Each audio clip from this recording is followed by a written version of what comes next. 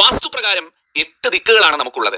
ആ 8 ദിക്കുകളിൽ ഏറ്റവും പ്രധാനപ്പെട്ടതും ധനത്തിന്റെ സ്ഥാനവുമായിട്ട് പറയപ്പെടുന്നതുമാണ് വടക്ക് ദിക്ക് എന്ന് പറയുന്നത്. നമുക്ക് ജീവിതത്തിൽ ഒരുപാട് സാമ്പത്തിക ബുദ്ധിമുട്ടുകളും ഉയർച്ചയില്ലായ്മയും ഒക്കെ ഉണ്ട്. നമ്മളൊരു ജ്യോത്സ്യനെ കാണാൻ പോവുകയാണ്, അല്ലെങ്കിൽ നമ്മളൊരു വാസ്തു പണ്ഡിതനെ കാണാൻ പോവുകയാണെന്നുണ്ടെങ്കിൽ അവരാദ്യം നോക്കുന്നത്, അല്ലെങ്കിൽ ആദ്യം വന്ന് കാണുന്നത് എന്ന് പറയുന്നത് നമ്മുടെ വീടിന്റെ വടക്ക് ദിക്ക് എങ്ങനെയായിരിക്കും എന്നുള്ളതാണ്.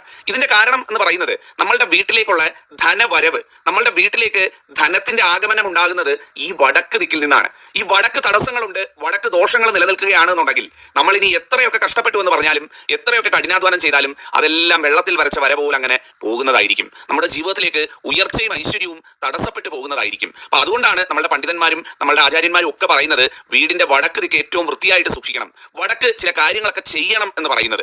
ആദ്യമായിട്ട് മനസ്സിലാക്കാം, കുബേര ഭഗവാന്റെ ചിത്രം നിങ്ങൾ എല്ലാവരും കണ്ടിട്ടുണ്ടാവുമല്ലോ. കുബേര ഭഗവാൻ ധനത്തിന്റെയും സ്വർണത്തിന്റെയും പണത്തിന്റെയും ഒക്കെ അധിപനായ ദേവൻ. ഈ കുബേരൻ വസിക്കുന്ന ദിക്കാണ് ഈ വടക്ക് ദിക്ക് എന്ന് പറയുന്നത്. കുറച്ചുകൂടി വ്യക്തമായിട്ട് പറഞ്ഞാൽ, നമ്മൾ കുബേര ഭഗവാന്റെ ചിത്രം കാണുന്ന സമയത്ത് ഭഗവാന്റെ മുന്നിൽ ഇങ്ങനെ നിറയെ നിധി കുംഭങ്ങൾ, അല്ലെങ്കിൽ പണവും നാണയവും ഒക്കെ നിറച്ച കുംഭങ്ങൾ ഇങ്ങനെ നിരത്തി വെച്ചിരിക്കുന്നത് കാണാൻ സാധിക്കും. ഈ നിധി കുംഭങ്ങൾ, ഈ ധനം അല്ലെങ്കിൽ പണം, ഈ കുംഭങ്ങളൊക്കെ സൂക്ഷിക്കുന്നത് വടക്ക് ദിക്കിലാണ് എന്നുള്ളതാണ് വിശ്വസിക്കപ്പെടുന്നത്. അതായത് നമ്മുടെ വീടിന്റെ വടക്ക് ഭാഗത്താണ് കുബേര ഭഗവാന്റെ നിധി കുംഭങ്ങൾ സൂക്ഷിക്കപ്പെടുന്നത്, നമ്മളുടെ ധനസ്ഥാനം എന്ന് പറയുന്നത്. ആ ഒരു വടക്ക് ദിക്ക് അതുകൊണ്ടാണ് പറയുന്നത് ഒരിക്കലും അലങ്കോലപ്പെട്ട് നശിച്ച് അഴുക്കായി മലിനജലം വീണ് ഒന്നും കിടക്കാൻ പാടില്ല എന്ന് പറയുന്നത്. വൃത്തിയായിട്ട് മനോഹരമായിട്ട് നല്ല രീതിക്ക് സൂക്ഷിക്കണം എന്ന് പറയുന്നത്. ഈ വീടിന്റെ വടക്ക് ദിക്കിൽ നിങ്ങൾ ചെയ്യേണ്ട ഒന്നാമത്തെ കാര്യം എന്ന് പറയുന്നത് ലക്ഷ്മി ദേവിയെ മനസ്സിൽ ധ്യാനിച്ചുകൊണ്ട് ഈ 3 കാര്യങ്ങൾ അവിടെ നട്ടു വളർത്തുക എന്ന് പറയുന്നത്. അതാണ് ഏറ്റവും പ്രധാനപ്പെട്ടത്. കാരണം കുബേര ഭഗവാൻ തന്റെ എല്ലാ സൗഭാഗ്യങ്ങളും നേടിയെടുത്തത് ലക്ഷ്മി ദേവിയെ ഉപാസിച്ച്, ലക്ഷ്മി ദേവിയെ പ്രാർത്ഥിച്ചിട്ടാണ്. അപ്പൊ ആ ലക്ഷ്മി ദേവി ഇല്ലാത്തടുത്ത് കുബേരൻ വസിക്കില്ല എന്നുള്ളതാണ്. അപ്പൊ ആ ലക്ഷ്മി ദേവിയുടെ സ്ഥാനം ഉറപ്പിക്കാനായിട്ട് ഇന്ന് തന്നെ നിങ്ങളുടെ വീട്ടിലില്ല എന്നുണ്ടെങ്കിൽ ഒരു നഴ്സറിയിൽ പോയി വാങ്ങിയിട്ടാണ് എന്നുണ്ടെങ്കിലും ഈ 3 ചെടികൾ ഏറ്റവും മനോഹരമായിട്ട് വീടിന്റെ വടക്ക് വശത്ത് നട്ടു വളർത്തുക എന്നുള്ളതാണ്. ചെടികൾ എന്ന് പറയുന്നത് 1 ഒരു മൂട് തുളസി, 2 ഒരു മൂട് മഞ്ഞൾ, 3 ഒരു മൂട് വെറ്റില.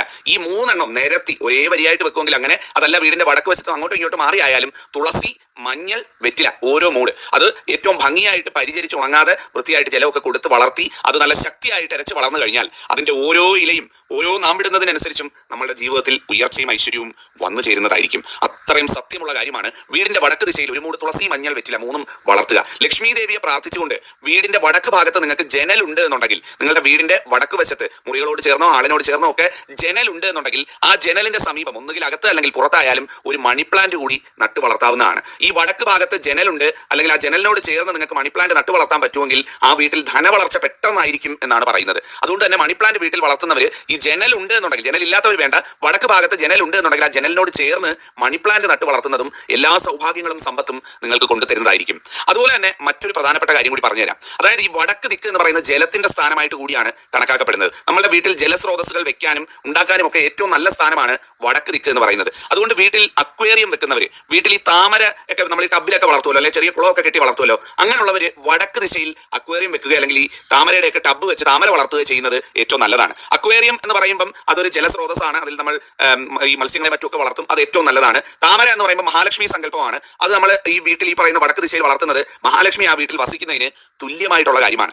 എപ്പോഴും നമ്മളുടെ വീട് പണിയുന്ന സമയത്ത് നമ്മളുടെ വീടിന്റെ വടക്ക് ഭാഗത്ത്, ഇപ്പൊ ഞാൻ നിലവിൽ വീടുള്ളവർക്ക് വേണ്ടി അല്ല പറയുന്നത്, വീട് പണിയൊക്കെ നടത്താൻ പോകുന്നവർക്ക് വേണ്ടി പറയുകയാണ്. അതായത് പുതിയൊരു വീടൊക്കെ വെക്കുന്ന സമയത്ത് ചെറിയ പ്ലോട്ട് ആണെങ്കിൽ പോലും തെക്ക് വശത്തെ അപേക്ഷിച്ച് വടക്ക് ഭാഗത്ത് കൂടുതൽ സ്ഥലം ഇട്ടിട്ട് വീട് വെക്കുന്നതായിരിക്കും ഏറ്റവും നല്ലത് എന്ന് പറയുന്നത്. അപ്പൊ വീട് പുതുതായിട്ട് വെക്കുന്നവരൊക്കെ ഉണ്ടെങ്കിൽ വടക്ക് സഫീഷ്യന്റ് ആയിട്ടുള്ള സ്പേസ് ഇട്ട്, സ്ഥലം ഇട്ട്, അല്ലെങ്കിൽ അതിനുള്ള ഒരു ക്ലിയറൻസ് കൊടുത്തു വേണം വീട് പണിയാൻ എന്ന് പറയുന്നത്. എപ്പോഴും ആ ഒരു വടക്ക് ഭാഗം നല്ല തെളിഞ്ഞ് വൃത്തിയായിരിക്കണം എന്നുള്ളതാണ്. അതുപോലെ തന്നെ മറ്റ് ദിക്കുകൾ, ഒരു വീടിന്റെ പുരയിടം നിൽക്കുന്ന മറ്റ് ദിക്കുകളെ അപേക്ഷിച്ച് വടക്ക് താന്നിരിക്കുന്നതും ഏറ്റവും നല്ലതാണ്. തെക്കും മറ്റു ഭാഗങ്ങളും ഒക്കെ ഉയർന്ന് പൊങ്ങി വടക്ക് ഭാഗം ഒരു അല്പം താന്നിരിക്കുന്നത് ഏറ്റവും നന്നായിരിക്കും. ഈ വടക്ക് ഭാഗത്ത് വേസ്റ്റ് കൂട്ടിയിട്ട് കത്തിക്കരുത്, സെപ്റ്റിക് ടാങ്ക് കൊണ്ടുപോയി സ്ഥാപിക്കരുത്, ബാത്റൂമിൽ നിന്നൊക്കെയുള്ള ഔട്ട്ലെറ്റ് പൈപ്പുകളും മറ്റു കാര്യങ്ങളും ഒന്നും ഈ വടക്ക് ദിശയിൽ ഓപ്പൺ ആയിട്ട് കൊടുക്കരുത്. അതൊക്കെ വീഴുക, അവിടെ മലിനജലം ഉണ്ടാകുക, അവിടെ വൃത്തിയില്ലാതിരിക്കുക എന്ന് പറയുന്നത് ദോഷമാണ്. അതുപോലെ തന്നെ ഈ വേസ്റ്റ് കൂട്ടിയിട്ട് കത്തിക്കുന്നത് കഴിയുന്നതും വടക്ക് ദിശയിൽ ചെയ്യാതിരിക്കുക. വീടിന്റെ വടക്ക് ഭാഗത്ത് വേസ്റ്റ് തൂത്തുകൂട്ടുന്നത്, വേസ്റ്റ് തൂത്തുകൂട്ടി ഇട്ടിരിക്കുന്നത്, തൂത്തുകൂട്ടി കത്തിക്കുന്നത്, ഇതൊക്കെ ദോഷമായിട്ടുള്ള കാര്യമാണ്. അതുപോലെ തന്നെ വളരെയധികം ശ്രദ്ധിക്കേണ്ട കാര്യമാണ് വീടിന്റെ ഈ വടക്ക് ഭാഗത്ത് നമുക്ക് വീടിനുള്ളിൽ, വീടിന്റെ ഭിത്തിയിൽ